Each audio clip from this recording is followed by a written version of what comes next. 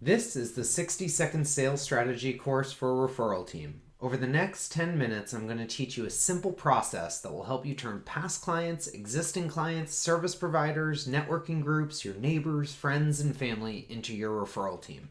An army of referral agents all working on your behalf.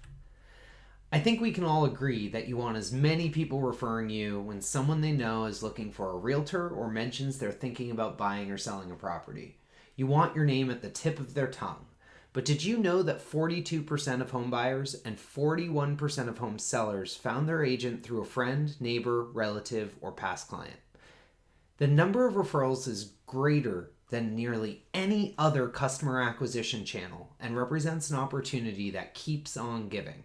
We're not talking about one referral. We're talking about ongoing referrals because people like you, remember you, respect the quality of your work, and because they're able to easily share your information. So how do you get referrals today? Past clients, family, friends, neighbors, affiliates, you name it. They're out with their friends and someone mentions they're looking to buy or sell a home. Your name's put in the mix, and what now?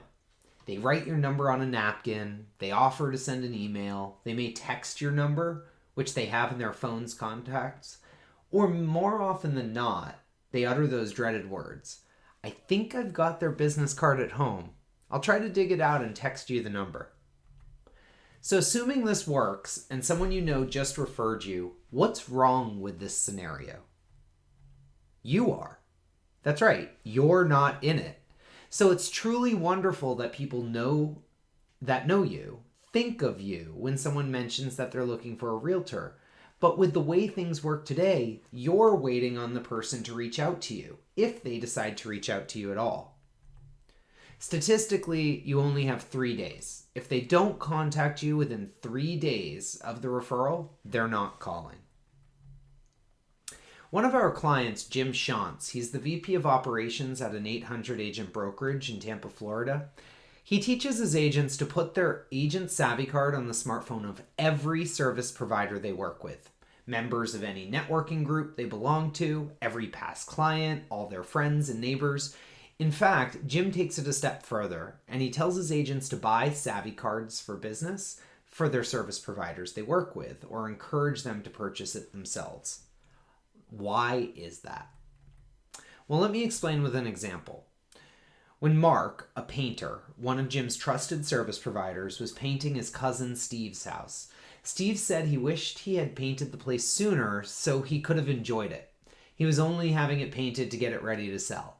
So Mark asked Steve if he was already working with an agent because he worked closely with Jim Shantz, and Jim would be a great resource for tips in getting his property ready for the market.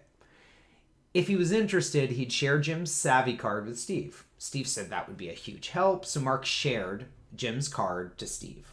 What happened next?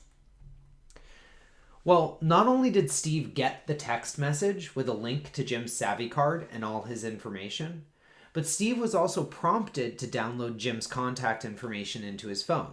All good things. But SavvyCard goes a step farther, and Jim, the realtor, or as I like to call the hero of the story, also received a notification in real time that Mark had just shared his SavvyCard with Steve. Jim not only got notified, but he also got Steve's name and contact number in the notification. 3 minutes later, Jim called Steve, and his name appeared on Steve's phone because he had downloaded Jim's contact information. Steve picked up right away, and Jim introduced himself and explained that he was calling because he was alerted that Mark had just shared his SavvyCard. He said, I've been in real estate for 22 years. Mark's my go-to guy for painting. He's a great guy. How do you know Mark, and how can I help you, Steve? It's spooky weird, right? Getting a call just minutes later. But it's a good type of spooky weird because Jim called when he was still top of mind, which increases your conversion percentage significantly. So to get started with your referral team, let's do what Jim does. Let's identify the people who can refer business to you, the low-hanging fruit. Well, to start, who are the service providers you're promoting on your SavvyCard in the recommend section?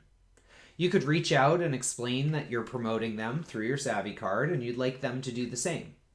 You should then offer to help them add your SavvyCard to their phone and make it even easier to refer you. It also gives you the opportunity to suggest that they get their own SavvyCard so that they can get the same type of referrals from you as well as their other customers, friends, neighbors, etc. So who else would be good to connect with? Well, past clients and current clients, friends, family, neighbors, honestly, anybody that you're connected with that might run into somebody that would be interested in buying or selling a home. If you're a member of a networking group, if you're part of the PTA, all of these things are great opportunities. You have to show them how to share your SavvyCard and how to get your contact information downloaded into the person's phone. This is a really important step because it ensures your name will appear in the caller ID when you call or text their referral. Ultimately, half the calls in the US now go unanswered because of robocalls, so getting your name on their phone is more than half the battle. Investing this time to help each member of your referral team get your SavvyCard on their phone, learn how to share it, and how to help someone get your information downloaded into the address book will make sure you're top of mind in getting referred on a regular basis. After all, your face will be looking up at them from their home screen every day, and you've given them an easy way to share your information. SavvyCard also gives you the ability to get analytics on who is sharing your card, who it's getting shared to, and when it's happening. When you log in at SavvyCard.com, you'll see the option for card analytics on your dashboard.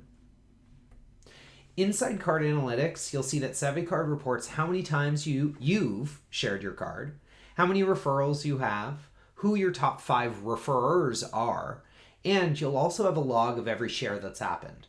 It provides you with their contact details and the message they used when sharing it.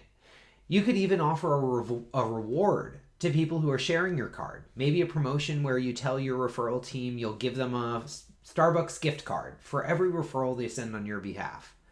Not that everyone needs that type of carrot, but it definitely doesn't hurt. After all, these referred prospects are significantly higher quality and more likely to convert into customers. Anything you can do to keep the referrals coming on a regular basis is going to be in your best interest. So that wraps up our referral team course. As you can tell, SavvyCard focuses on not only making it easier for people to refer you, but also making sure you have the information to stay proactive in the process and convert those referrals into customers.